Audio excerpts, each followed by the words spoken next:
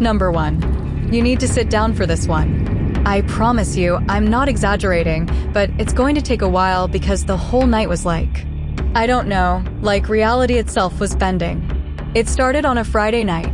I had been at a friend's birthday in Brooklyn, nothing fancy, just a small group of people, laughter spilling over the balcony, smells of takeout and cake floating around. By the time I decided to leave, I was exhausted. My head was spinning a little from the wine, music pounding in my ears, and my legs felt heavy. I just wanted to go home. So I called an Uber. The app matched me with a guy named Ethan. For stars. ETA 3 minutes. Totally ordinary, nothing that raised a red flag.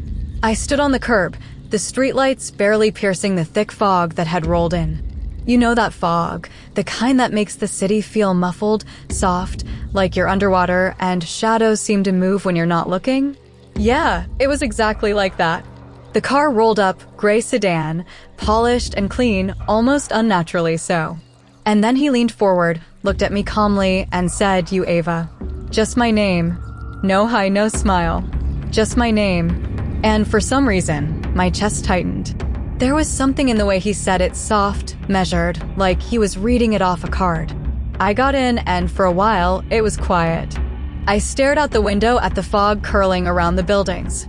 Every streetlight seemed to shimmer in the mist, creating these strange halos. I tried to distract myself, thinking about the party, replaying the jokes, the music, the way my friend had smiled when I left. Then he asked questions. Small, casual things at first, what I liked to drink, whether I walked or took the subway often, my favorite cafes. I laughed nervously, I go everywhere, trying to act normal. But then, he said something I hadn't told anyone. Something personal, tiny from years ago. My stomach sank. The streets started to feel wrong. Buildings I knew looked different. Shadows stretched in ways that didn't make sense. I tried to tell myself, it's a shortcut. He knows a shortcut. But it didn't feel like that. Every turn seemed deliberate. Every pause at a red light felt like he was studying me, memorizing the way I reacted. My phone, nearly dead, showed a weak signal. GPS flickered. And it hit me, I couldn't tell if he even needed directions. He knew. He knew me. The hum of the engine filled the silence, heavy and constant, pressing into my chest. The fog pressed against the windows, blurring the line between inside and outside. I could feel it, the car becoming a bubble, separated from the city. Every detail about me, every habit, every pattern I thought I kept private, he seemed to know. I started to pay attention to everything. The way he held the wheel, the small ticks of his fingers, the glint of the dashboard lights across his eyes. Every shadow outside, every reflection in the window seemed exaggerated, warped. Streets looped in ways they shouldn't. Familiar intersections looked alien. I tried to focus on something real, a cafe I knew, a corner store, but the fog swallowed them before I could confirm. Time stretched. I couldn't tell if minutes or hours had passed. My mind raced with what-ifs. What if I had trusted him? What if I hadn't noticed? Every instinct in my body screamed to get out, but where would I even go? The city itself felt like it had turned against me, folding in around me, isolating me. Finally, after what felt like eternity, a familiar street appeared. The moment the car slowed, I jumped out, fog swallowing him immediately. I ran, heart hammering, lungs burning, all the way to the nearest lit avenue. When I looked at my phone, one last notification from the app blinked. See you next time. Even now, months later, I can't open Uber without a jolt.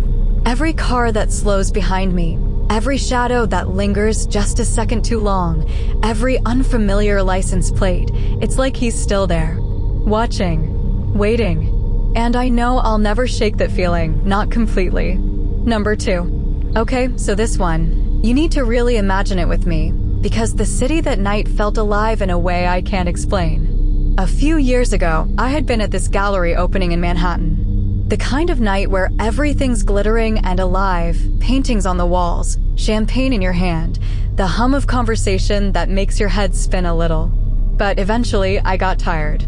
It had been raining all evening, sheets of water slamming against the windows, turning the streets into rivers.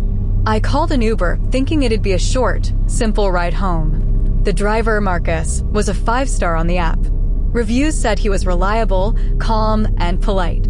The car was a black SUV with tinted windows, so I couldn't see inside very well until I slid the door open. The moment I got in, it smelled strange. Not bad, just different. Leather, maybe cologne, but there was this faint metallic note underneath that made my stomach twist. I laughed nervously, thinking it was just me being tired. At first, the ride was normal. He asked casual things, what I did for work, where I lived, what cafes I liked.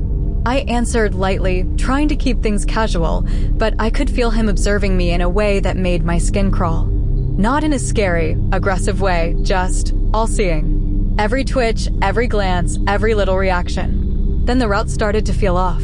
Streets that should have been straight became turns I didn't recognize. Intersections that I knew were normal felt twisted. The GPS kept recalculating, but it never quite lined up with where we were. I joked lightly, shortcut, right? But my voice trembled. And then I realized he knew things. Things that no one else could know. Little patterns, habits, the places I lingered when I walked around my neighborhood. Not just the usual things like coffee orders. Things I didn't even think about, like how I always glance at the second-floor windows of a certain building, or the exact way I arrange my bag on my lap when I sit in a cafe.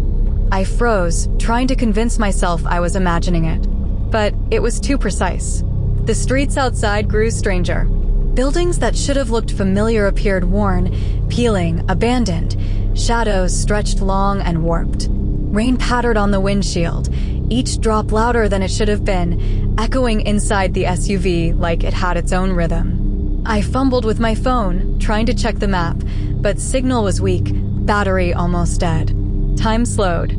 Every turn he took felt calculated, deliberate.